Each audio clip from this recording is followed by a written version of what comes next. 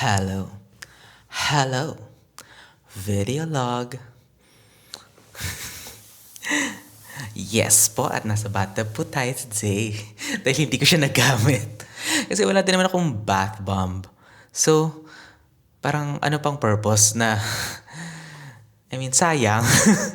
Wala, hindi ko rin siya nagamit. Pero, next time na lang siguro, bibili muna ako ng bath bomb. Tapos, magsusoak in ako dito. Ganon. Pero syempre may damit. Wala naman interesting sa aking makita. Pero, diba? Sayang lang. Oh, well, anyway. Kagagaling ko lang sa buffet at sobrang busog na busog ako. So, breakfast buffet or lunch buffet, pinili ko yung breakfast buffet. Hindi na ako magla-lunch kasi sobrang nahihilo na ako sa kabusugan. Nanaantok na ako sa kabusugan. Ganon. Talaga sinulit ko yung from 7 to 10. Ay, at busog pa ako. And gusto ko lang mag-vlog because hindi kasi meron ako napanood na yung kay Robert Greene. Ito siya. Si Robert Greene about sa, ano ba yan? When you have a closing attitude. Ganon. Kasi sa mga previous na topics na na kinukwento ko is parang, alam mo yun, yung paano ka makaka-move from a scarcity mindset to abundant mindset. Alam mo yun, di ba? Parang paano tayo mag-i-improve. Let's say mag-i-improve na lang. Kasi parang hindi naman din ganun kadali na parang ina-snap. Parang, okay, nagets ko na. And then ina-snap. Parang switch ka na to abundance mindset, di ba? Parang usually hindi naman ganun yun. More on gradual lang talaga. Paunti-unti. Ganun. So, yeah. Yung sinasabi dito ni Robert Greene is, when we have closing attitude is mostly parang yan, lagi kang nega na lahat na lang ng gawin is, alam mo yun, parang lagi kang may takot, lagi kang may duda, ganun, lagi kang may pangamba. Parang nalalampasan ka lagi ng opportunity because you always doubt yourself. Ganon. Or lagi kang nega. Nag-iisip ako ng ibang words. Ay, ibang maisip. Yun. Pero pag ano ka naman, pag expansive yung attitude mo or very positive ka lagi. Ganon. Kapag halimbawa, merong opportunities, nakikita mo yon as adventure. Ganon. As parang, okay lang, try lang, ganon. Diba? Kasi may mga ganon tayo na moments na hindi natin alam kung ano yung next. Hindi natin alam kung saan yun papunta. Pero willing tayong sumubok.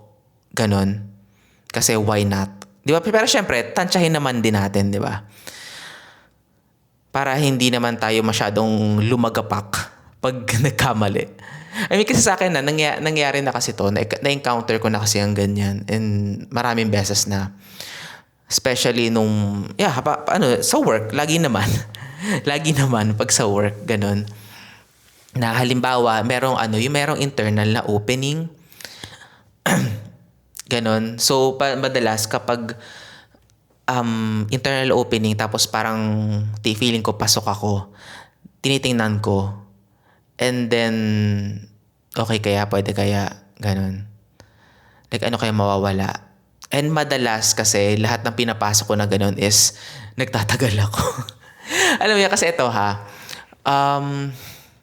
alam ko na kwento ko na to before yung nagtataka ko noon kung paano talaga ako nakakapasok sa company. Na pinagdududahan ko na magaling ba talaga ako o talagang swertihin lang ba talaga ako na nakakapasok ako. Kasi alam ko naman na maraming mas magaling sa akin. Siguro wala din lang ako believe. Pero lagi lang talaga ako natataon na pag merong halimbawa meron silang hiring ganun tapos biglang wala na pala, close na. Pero meron pa kami magbubukas, ganun. Alam ko na kwento ko na to before, pero ulitin ko na lang ulit. That was my I think third job ko yun. Third job ko, pero yun yung pinaka nagtagal ako. Pinaka matagal yung stay ko sa company. Hindi ko alam kung naka 7 years ba ako dun. Kasi what happened is, okay, nag-apply ako, ganun. Kasi si dating college friend is doon nag-work, ganun. Tapos, okay, apply ako doon sa similar position. Tapos sabi ng HR, ay wala na kaming opening sa ganyan. So ang sa akin, parang malungkot ako because okay, parang okay, better luck next time. Tapos nung banda pa uwi na ako, bigla lumabas uli yung HR. Tapos sabi niya sa akin, pero meron kaming isang opening. Marunong ka ba nung that time kasi yung Facebook, yung social media, hindi pa katulad nung ngayon na fix siya. Noon kasi is na-edit siya ng user. So, doon yung nakakapaglagay ka. Halimbawa, yung MySpace Friendster, back in the day. Ganon, yun pa yung panahon noon. So, yeah, I'm very old. So, noon, may,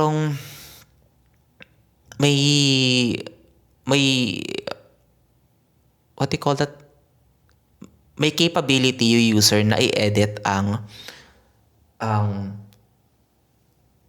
social media. In a way na pwede mo siyang designan. Ganon. So, nagtanong lang si HR nun kung marunong ka ba nung mag-edit, mga CSS, ganyan. Naalala ko marunong naman din ako nun. Tapos sabi niya, may training din naman. Umuo ako, tapos hindi ko na alam. Yun pala may start. Nung ganong katagal na, akala ko hindi lang 7 years yun. Hindi ko na kasi, wala kasi ako sa wisyo na busog na busog ako. Wala ako sa wisyo na mag-compute ng kung ilang taon na ako doon. Pero basta yun, tumagal ako doon sa isang account na yun. Ganon. So kami yung pinaka-pilot. Ganon. Kaya maganda yung mga pilot na account eh.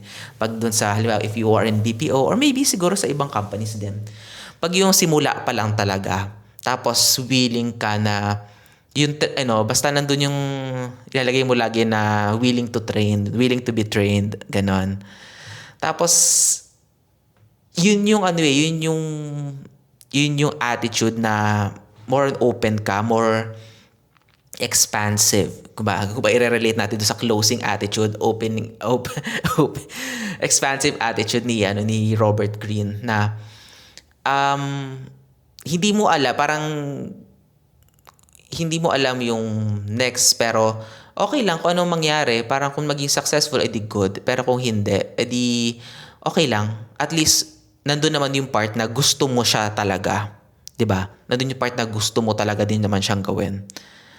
'Di ba? Compare dun sa halimbawa, you just apply for a job na hindi mo naman talaga yung sabihin natin na in 100% talagang I don't really like this job, pero gusto mo lang siya because of money. 'Di ba? Like, siguro kasi for the sake of money, parang, para kasi nagbabayad naman tayo ng bills and everything. Pero 'di ba, in the long run, parang madidrain ka kasi nun emotionally. Ganon. And yung mental health mo. 'Di ba? Nangyari na yun sa akin yan. Okay, pero balik muna tayo dun sa isa. Sa maganda. Mas maganda. Ganon. So, yun nga. Si pilot pilot account. Naging successful. Tapos, nag-improve kami. Parang lumago siya. Ganon. Tapos, alam mo, dahil dun sa account namin na yun, parang tumaas din yung salary ang tawag dito, nung iba na mga LOB at that time. Yung line of business at that time doon for that company. Ganon. Para kasi nasilip kasi ng ibang mga doon na, uy, bakit sila may ganyan. Parang ang taas nung biglang tumaas yung salary namin. Ganon. And yung pala, yung ibang tao doon is mas lower lang yung salary. And then, ayan, parang yung naging catalyst na nag-improve yung karamihan. And then, basta yung sa mga susunod, nalipat-lipat din lang ako internal. Ganon. Kasi parang, I don't know, ang tanda ko nun is parang business, ano yun eh, business side na rin yun eh. Parang hindi naman namin yun call. Ganon. So, parang ako, very fortunate lang ako na, okay, sige, training lang ng training, ganun, hanggang sa tumagal ako doon. I mean, yun nga, doon ko na-experience yung, yung start ng mga The Good Life, ganun. And then, nung the never ending na tumira ako sa BGC is doon din yun, ganun. So, parang very fortunate ako doon na hindi ko akalain na dahil lang sa binigyan ko ng chance, yung isang bagay, yung parang, no, sige, go for it. Like, ano bang mawawala? Like, this is a job. Like, ganun ba sobrang kahirap nun? Parang, yeah, medyo ganun. Nahirap din. Pero, ang tanong is, somehow gusto mo ba? Like, gusto ko siya. Okay sa akin yung job because pasok din naman ako doon. Nag-fit din ako. And pinaka nagustuhan ko doon is yung mga tao. Yung more on the more on mga tao. Kasi, hindi siya yung very strict na corporate. Ganun. So, di ba, may mga ways tayo na kung kailan tayo magsistay, kung kailan kaalis, and it's up to us. Pero, in relation to dun sa topic na closing attitude versus open or expansive attitude, di ba? If, di ba, kung pinili ko, kung halimbawa, dalawa ko, tapos yung isang ako, ang reality niya, pinili niya, nag-go siya. Halimbawa, tinanong ni HR, pero meron ganitong trabaho na lang. Gusto mo ba? One version of me, obviously, selected yung kinukwento ko. Pero another version of me, change his decision na,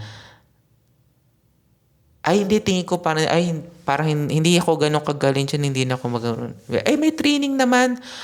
Hindi kasi tingin ko parang, wag na lang. Tingin ko mas gusto ko yung iba, ganun. O edi sayang, edi nag-iba yung that person na nag-no do sa decision na yon. Iba yung magiging dito? Iba yung magiging kapalaran niya. Hopefully sana parang umokay din, 'di ba? Pero what if hindi, 'di ba? Like sayang. Eh 'di ba ganun yun pag kada everyday na nabubuhay tayo, everyday na we wake up, ganyan, pumipili tayo lagi ng meron tayong mga decisions na mga ginagawa, 'di ba? Halimbawa, kanina na lang, pumili ako, breakfast buffet or lunch buffet. Kung pinili ko yung lunch buffet, tapos iintayin ko na hindi ako kakain ng breakfast. Gutom na ako kanina. Ganon. So, wala. Ano gagawin ko? Diba? Titiisin ko yung ilang oras na hindi ako kumakain para lang try yung lunch buffet. Tapos nung chinek ko naman doon, parang, okay, tinignan ko yung oras. Pwede ko naman din palang balikan. Yung pwede ko siyang sadyain dito na let's say hindi ako nag-check-in, ganon. Pero dito lang ako kakain ng buffet. Ganon. So, pwede ko siyang balikan. 'Di ba? So, kanina, feeling ko, hindi, tama lang yung ginawa ko. And then, nakita ko na worth it naman yung breakfast. Kasi parang medyo nadala kasi ako sa ibang breakfast buffet na parang ang konti nung variety and then parang mid lang talaga. Parang, umay, ganun. Yung kanina, okay naman siya. Mas may variety pa. Though, syempre, andun yung mga staples nung yung mga yung mga never ending bacon, ganun. Bacon, egg, and whatever. Ganun. Pero nakita ko doon kasi may iba-iba silang klase ng yung pastries na ang sarap, na mga cubes siyang ganun. Hindi lang ako makakuha ng sobrang dami because parang sugar din kasi yun Parang ano mo yun, pag nadadamihan ka ng asukal, 'di ba? Parang nakakahilo din. Ganun. So ano lang, regulate lang. Regulate. Oh. Tansya-tansya lang. Baka bigla na naman ako masuka o maghimatay. Kasi talagang kanina, nung kinakain ko yung last ko na plate na fruits na lang. Fruits na lang. Talagang dinulo ko yung fruits na lang. Para lang, yung para nagpupuno na lang ako ng ano. Nandito na yung food. Hindi ako pwede uminom ng tubig or kumuha ulit ng ibang heavy na food. Kasi lang, gaganon na yung pagkain. Nakahiya naman, di ba? Para sabihin, okay ka naman, sinulit mo na nga, nagsuka ka pa dito sa sa sahig, di ba? Parang di naman siya maganda. Anyways, ayun. So, tama lang yung ano ko, yung ginawa ko kaninang decision. So, siguro next time, babalik na lang din ako para naman matry ko tong bathtub. Ganun. Kasi nakita ko maganda yung ano, yung bathroom nila dito. Mala siya. Malawak siya. Hindi naman sa sobrang laki kasi hindi naman ako dun sa ano, mas mataas na suite. Pero this is good enough for me. Kasi nag-isa lang naman ako dito. Ganun. And malinis siya. I love it. Ayun. Nagre-record na lang ako dito because ano, maya-maya kasi aalis na rin ako. So yun. Hindi ko naman din siguro mapapromise din. Parang nakita ko lang kasi itong idea yung kay Robert Greene about the closing and expansive attitude. Pas naisip ko parang, oo nga no, parang medyo related siya dun sa mga dinidiscuss ko na about the abundance mindset, 'di ba? At least ito parang galing na siya sa kilala, 'di ba? Sa author na. I mean, ako kasi nagvo-vlog lang naman ako. Parang trying to figure out what works and what doesn't work, 'di ba? So, ganun, 'di ba? Why not i-try? Baka 'di ba syempre kasi yun nga, internally, if I'm going to change my mindset, di ba, syempre internally, wala namang mindset siguro nasa labas. Mindset is nasa loob. Ganun. Para mag-expand pa yung, or para mag-exist yung mga gusto ko in 3D, in our 3D world, in reality. Ganon. Para mag-exist siya from the, ano yun? The dream part, 'di ba? The goals, the wishes, the wants. Para mag-translate siya, kailangan natin na palitan yung internal. And ang hirap nga nun, 'di ba? So parang ito isa ko naisip na oo nga no, baka madalas kasi may sa isip ko I have this closing attitude. Like yeah, siguro sa ibang bagay, I have expansive attitude. Pero nga dahil masyado akong, alam mo yun, parang survival mode or parang, ingat ka, ganun. So parang may mga bagay na kailangan mo i-let go. Inisip ko nga parang may apply ko ba talaga to? Agad-agad?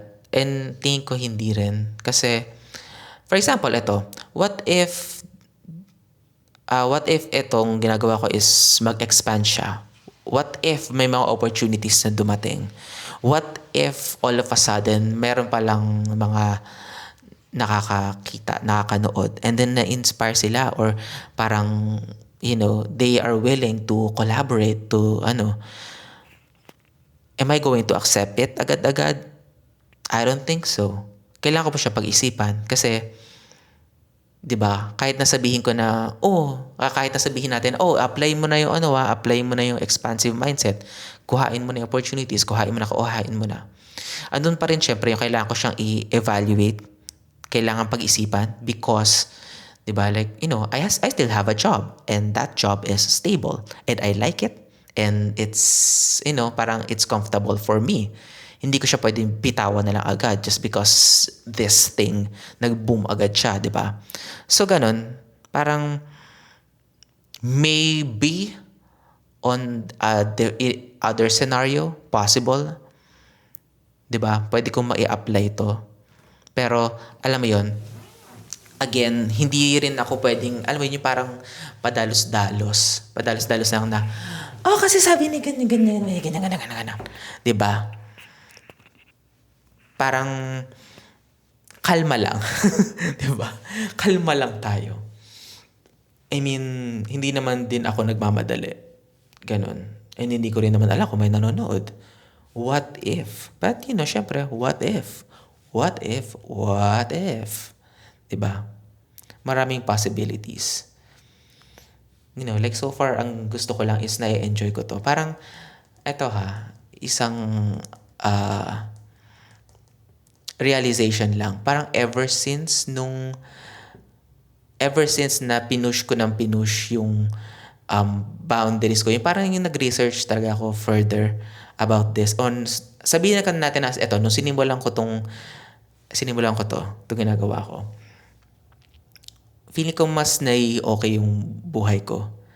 Parang mas ginaganahan ako everyday na yung mga whys on why do we live, gano, why do we exist, yung mga questions na ganyan is parang sa akin, yeah, I exist because I'm doing this random talks, random hanash.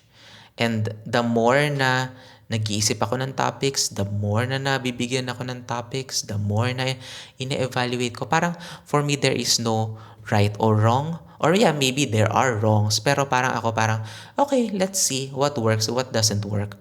Parang I'm the more kasi na parang gusto ko siya maging perfect. The more na halimbawa, magsulat ako ng script. Hindi siya nag-work para sa akin. Parang kung ano lang talaga yung naisip ko at this moment. Like ito, makagagaling ko lang sa magsusulat ba ako ng script doon sa may buffet instead na kumain? Siyempre kakain ako, di ba? And then pag may downloads ako, pag may nagpakita lang siya, hindi ko naman hinanap. Pero bigla siya nag-pop up sa FYP. Ganun. So, parang okay na din. Share ko lang, di ba? It doesn't matter, it doesn't mean naman na kailangan magustuhan mo as a viewer kung ano yung shinare ko. Paano kung meron kang sariling opinion? Pero paano kung nakaka-relate ka, may sarili ka lang ding opinion, di ba? I don't have a problem with that kasi nagkukwento lang din ako. Di ba? Importante, kung tingin mo na nakatulong to, edi okay.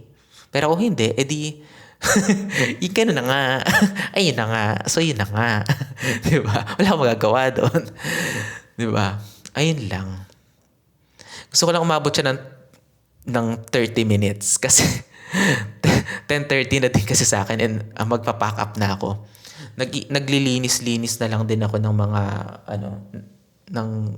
baka may maiwan kasi ako dito. Though hindi naman masyadong gamit na gamit lahat na nandito. It's just that wala lang. Parang gusto ko on time lang din na aalis and syempre nakahiya naman. Ayun. O diba? Akala ko noon wala akong maiisip na topics to ngayong nag-staycation ako. Pero na-realize ko na, pag pala nagsa-staycation ako, parang mas nagkakaroon ako ng ideas. Ganon. Compare kasi pag nasa bahay lang ako, tapos biglang mag-iintay ako na, may naiisip din ako. Kaso, alam mo yun, hindi siya para sa akin eh. Like for example, ito, share ko na lang din.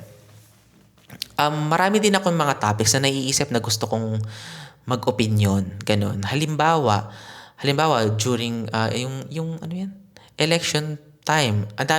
May ginawa akong video sa doon. Kasi parang may mga parts na natitrigger ako when it comes to yung mga matatanda na bumoboto. Ganon. Pero, binura ko talaga yun. Kasi parang tinetesting ko, okay kaya to? Okay kaya hindi? Pero iniisip ko talaga, hindi ka para dyan. There are people na para sa kanila yung ganyan na content because sila yung mas may, parang mas may grit para maghanash tungkol dyan.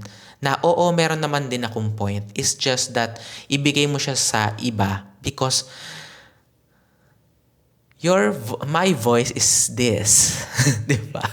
Hindi ako yung meron akong pinaglalawan pero hindi yung fire. Fire kung fire. Ganon. Hindi parang Hindi. Kumbaga sa ano is off-brand. Parang ganon. Parang ganon, off-brand. Feeling ko mas kampante ako sa ganito, yung chill lang. Ganon. Yung mga nasa gantong ilaw lang. Ganyan, mga yellowish na ilaw. 'Di ba? Oh, ayun. Ayun ako. 'Di ba? So, alam mo, gusto ko talagang maghanap. Pero sinusuportahan ko pa din. Halimbawa, pag may nakikita, ay, tumatawag na. Tumatawag na yung reception. Okay. Ayoko sagutin. Dito muna ako, please. Uuwi naman ako. Wag mo akong kulitin. Ayan, tumigil na siya. Babalikan ko. 5 minutes. 5 minutes. 5 minutes at ako'y mag-i-empake na po. Ayun. Ano pa bang ikukwento ko na baka may makalimutan ako ikwento? Ayun. Tuloy lang to. Tuloy lang. And ang daming kong realizations ngayon. Ang daming mga... So far kanina yung mga nakikita ko na may mga tarot card readings. As usual, parang nakadikit na sila doon sa algorithm. Ay, ganon. Pero high na maganda. Maganda yung mga ano ngayon. Maganda yung mga bagong lumalabas. Parang, so far, malamang nakikinig si Universe. Kaya nga binigyan ako ng mga ganitong downloads. Hopefully naman is umuusad ako. Yun lang. More on improvement, di ba? Kasi parang sa ganitong journey natin, di ba? Improvement din lang naman eh. Like, bakit pa tayo lagi magmamadali? Di ba? Buhay naman tayo eh, di ba? Nabubuhay tayo para, to enjoy life. And then, habang in-enjoy natin yung buhay natin, we also learn our lessons. And when we learn our lessons, di ba, mas nagiging madali yung buhay. Kesa yung alam natin na hindi naman para sa atin, pero lagi natin pinagpipilitan. Just because ego, ganon. Which is, hindi siya madaling ayusin, hindi siya madaling, alam mo yun, planchahin. Planchahin, ayusin. Wala nang words. Ganon, di ba? Pero, di ba, the more na accepting, the more na open-minded tayo, the more na open-minded tayo, the more na, alam mo yun, mas nakakahanap tayo ng solutions, di ba? Mas maganda na yung merong mga solutions kesa naman wala. Kesa nasa stuck tayo na nag-iisip hanggang sa maloka na lang tayo, 'di ba? Tapos wala nangyari sa buhay natin, 'di ba? Sayang yung taon. 'Di ba? Sayang yung mga taon. Oh well, anyway, yun lang. Baka puntahan na ako dito nung ni Ate Reception. Yun lang. Bye-bye.